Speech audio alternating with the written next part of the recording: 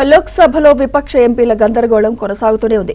సభ ప్రారంభం కాగానే మరోసారి విపక్ష ఎంపీలు ఆందోళన చేశారు. దీంతో సభను శుక్రవారానికి వాయిదా వేశారు స్పీకర్.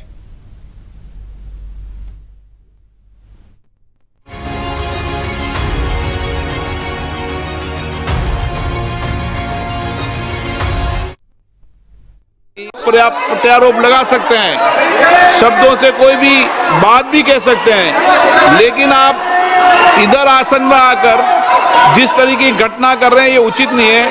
सदन की कार्रवाई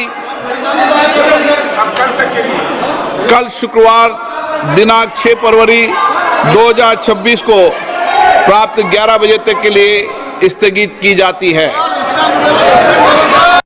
तो हमारे पास मेरे पास లోక్సభలో స్పీకర్ ఓం బిర్లా కీలక వ్యాఖ్యలు చేశారు. నిన్న లోక్సభలో జరిగింది మొత్తం దేశ ప్రజలు చూశారని, కాంగ్రెస్ ఎంపీలు ప్రధాని కుర్చీ వద్దకు వెళ్లారన్నారు. అవాంఛనీయ సంఘటన జరిగే అవకాశం ఉందని సమాచారం రావడంతోనే ప్రధాని లోక్సభకు రావద్దని చెప్పానన్నారు. हमारे पास मेरे पास पुख्ता ऐसी जानकारी आई कि कांग्रेस पार्टी के कई सदस्य माननीय प्रधानमंत्री जी के आसन पर पहुंचकर कोई भी अप्रत्याशित घटना कर सकते। ये दृश्य मैंने सदन में देखा भी सही। अगर ये घटना हो जाती तो ये अत्यंत अप्रिय दृश्य देश के लोकतांत्रिक परंपराओं को तार तार कर देता। इसको टालने के लिए मैंने माननीय प्रधानमंत्री से आग्रह किया कि उन्होंने सदन में नहीं आना चाहिए, और सदन के सभापति होने के नाते मेरी जिम्मेदारी बनती थी कि सदन की उच्च परंपराओं गरिमाओं को अक्षुण्ण बनाए रखें। सदन के नेता सदन में न बोले, ये सभा के लिए किसी प्रकार के लिए उचित नहीं है। सदन के नेता ने उपस्थित न रहकर मेरे आग्रह को मानकर सदन को अप्रिय दृश्य से बचाया। तो हमारे पास मेरे पास లోక్సభలో విపక్ష ఎంపీల గందరగోళం కొనసాగుతూనే ఉంది. సభ ప్రారంభం కాగానే మరోసారి విపక్ష ఎంపీలు ఆందోళన చేశారు. దీంతో సభను శుక్రవారానికి వాయిదా వేశారు స్పీకర్. ఇక ఇదే అంశంపై మరింత సమాచారం మా ఢిల్లీ బ్యూరో చీఫ్ కృష్ణ అందిస్తారు. కృష్ణ. సుమిత్ర, పార్లమెంట్ బడ్జెట్ సమావేశాల్లో ఒక ఆసక్తికరమైనటువంటి, అది అసాధారణమైనటువంటి సంఘటన ఒకటి జరిగిందని చెప్పొచ్చు. ఎందుకంటే నిజానికి రాష్ట్రపతి ప్రసంగానికి ధన్యవాదాలు తెలిపే తీర్మానం పైన సభ్యులంతా మాట్లాడిన తర్వాత ప్రధాని ముగింపు ప్రసంగం చేస్తారు. అయితే ఈసారి అనూహ్యంగా అటువంటి ముగింపు ప్రసంగం లేకుండానే ఆ తీర్మానాన్ని ఆమోదించడం ఈసారి జరిగింది. దాన్ని మనం ఒక అసాధారణమైన అంశమనే చెప్పొచ్చు. నిజానికి 2004లో ఈ విధంగా జరిగింది. అప్పుడు 2004లో 4 తర్వాత జరగడం ఇది రెండోసారి అని చెప్పొచ్చు. 2004లో అప్పుడు ప్రధాని మన్మోహన్ సింగ్ కూడా విపక్షాల ఆందోళన వల్ల మాట్లాడలేకపోయారు. అప్పుడు విపక్షంలో ఉన్నటువంటి బీజేపీ అడ్డుకున్నప్పుడు మన్మోహన్ సింగ్ ప్రసంగించకుండానే ఓటింగ్ కోరారు. ఇప్పుడు రాజ్యాంగాన్ని ఇప్పుడు పీడీటీ ఆచార్య కూడా దీన్ని అనూహ్య పరిణామంగా కూడా అభివర్ణించారు.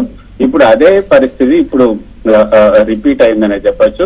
సో సభ్యులు, కాంగ్రెస్ సభ్యులు, అదేవిధంగా విపక్ష సభ్యులు లోక్సభలో ప్రధానమంత్రి నరేంద్ర మోదీపై దాడి చేయడానికి ఒక కుట్ర చేశారు, పథకం పన్నారు అని మనకు సమాచారం అందింది. ప్రధాని సభలోనే చుట్టుముట్టి గౌరవ చేసేందుకు కూడా పథకం పడినట్లుగా మాకు సమాచారం అందిన నేపథ్యంలో భద్రతా కారణాల దృష్ట్యా ఆయన్ను ప్రధాని మోదీని సభకు రావద్దని చెప్పి నేనే చెప్పాను, అందుకే ఆయన సభకు రాలేదు అంటూ స్వయంగా స్పీకరే, అంటే అందరికీ రక్షణ కల్పించాల్సినటువంటి స్పీకరే ఆ విధంగా చెప్పడం అంటే ఇది ఒక అనూహ్యమైనటువంటి ఘటన, అసాధారణమైనటువంటి ఘటన. అంటే పార్లమెంట్ లోనే అసలు అసాధారణమైనటువంటి భద్రత ఉంటుంది. అసలు ఎక్కడా కూడా దేశంలో ఎక్కడా లేనంత భద్రత పార్లమెంట్ లో ఉంటుంది. అటువంటి పార్లమెంట్ లో ప్రధాని మోదీకే స్వయంగా భద్రత లేదని స్వయంగా ఆ యొక్క కస్టోడియన్ అయినటువంటి లోక్సభ కస్టోడియన్ అయినటువంటి స్పీకరే వెల్లడించడం అన్నది ఈ రోజు ఒక అసాధారణమైనటువంటి అంశంగానే మనం చెప్పుకోవచ్చు. ఈ భద్రతా కారణాల దృష్ట్యా స్పీకర్ ఈ రోజు సభను కూడా అర్థంతరంగా వాయిదా వేయటం, మళ్ళీ రేపటికి ఈ సభను రేపు శుక్రవారం 11 గంటలకి వాయిదా వేస్తున్నానని చెప్తూ ఈ యొక్క ప్రసంగం చేయటం మనం చూసాం. దశాబ్దాల సంప్రదాయానికి భిన్నంగా ప్రధాని మోదీ ప్రసంగం లేకుండానే రాష్ట్రపతి ప్రసంగం పైన ధన్యవాద తీర్మానాన్ని లోక్సభ ఆమోదించింది. అయితే లోక్సభ నుంచి ఏదైతే లోక్సభ వర్గాల నుంచి అందుతున్నటువంటి సమాచారం ఏంటంటే సభలో ప్రధాని మోదీని చుట్టుముట్టి దాడి చేసేందుకు కాంగ్రెస్ పార్టీ ప్లాన్ చేసింది అన్నది బీజేపీ నేతలు చెప్తున్నటువంటి మాట. ఇందుకోసం మహిళా ఎంపీలను కూడా ముందుంచి వాళ్ళనే ఒక అస్త్రంగా పెట్టుకొని వాళ్ళ తర్వాత దాడి చేయాలనుకున్నట్లుగా అనుకుంటున్నారు. కానీ అంత సాహసం ఎవరు చేస్తారని కూడా అనుకోవటం లేదు. అయితే వాళ్ళు బ్యానర్లతో మోదీ స్థానం వద్దకు వచ్చి వెళ్ళి ఆయన్ని చుట్టుముట్టాలని చూశారు. ప్రసంగించేందుకు మోదీ అందుబాటులో ఉన్నప్పటికీ కూడా ఈ కుట్ర గురించి సమాచారం రావడంతో స్పీకర్ అప్రమత్తమై వెంటనే సభను వాయిదా వేయాలని నిర్ణయించారని విశ్వసనీయ వర్గాల నుంచి అందుతున్నటువంటి సమాచారం. నిన్న అమెరికాతో ఒప్పందాన్ని వ్యతిరేకిస్తూ విపక్ష మహిళా ఎంపీలు ప్రధాని సీట్ దగ్గర వరకు కూడా వెళ్ళి ఆయన్ను గొడవ చేసే ప్రయత్నం చేశారు. నిన్న నిషికాంత్ దుబే బీజేపీ ఎంపీ నిషికాంత్ దుబే ఇటు ఏదైతే బోఫోర్స్ కుంభకోణానికి సంబంధించి తర్వాత ఇందిరాగాంధీ ఫైల్ సంబంధించి వీటన్నిటి గురించి కూడా మాట్లాడటం కూడా విపక్ష సభ్యులు కొంత వాళ్ళు అగ్రెసివ్ అయ్యేందుకు కూడా ప్రయత్నం చేశారు.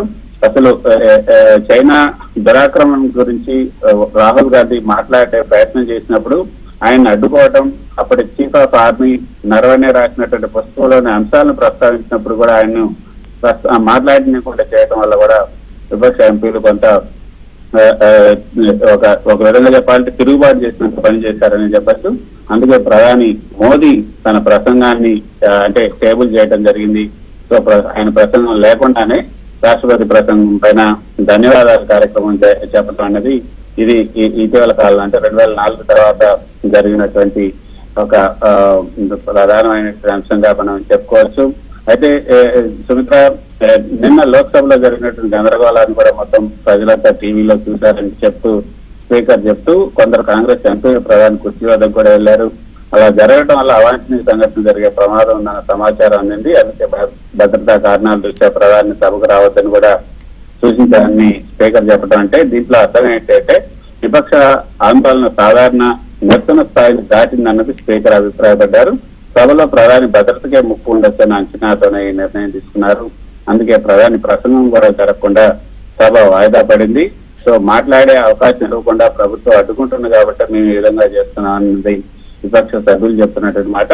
కానీ సభ నియమాలు ఉల్లంఘించుకుంటున్న ఈ పరిస్థితి వచ్చిందనేది స్పీకర్ చెప్తున్నట్టు మాట. మొత్తానికైతే ఈ రోజు సభలో ఒక అసాధారణమైనటువంటి అనూహ్యమైనటువంటి సంఘటన జరిగిందనే చెప్పచ్చు.